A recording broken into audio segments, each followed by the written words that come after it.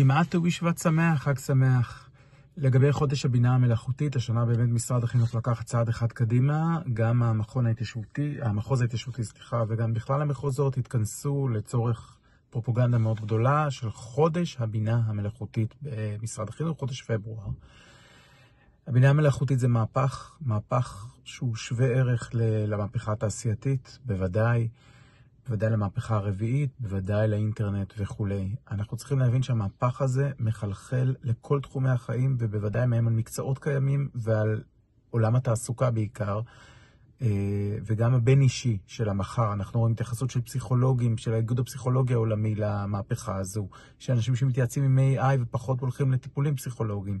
אנחנו רואים אפילו גננות, מורות בתיכון, שמביעות איזושהי עמדה כלפי וחשש כלפי אותם. מוסדות אקדמיה מוצאים כל מיני מנשרים של הזהרות לגבי ההשתמשות של הכלים האלה.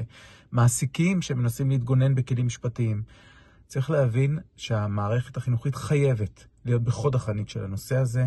זה לא רק ללמד את המורה לעשות את המצגת, זה לא רק ללמד את התלמידים עוד כלי AI, פחות כלי AI, זה ללמד את אופן החשיבה, את החשיבה הביקורתית, להפעיל את החשיבה מחוץ לקופסה, לא לקבל רק את מה שלצורך העניין ה-Waze אומר, להפעיל שיקול דעת, לא רק לקבל כל נתון שניתן, אלא להצליב מידע, לבדוק תוקף של מידע, מהימנות של מידע, קטלוג של מידע, מיומנויות שתמיד יהיו רלוונטיות, גם ב-AI מצוין. תודה.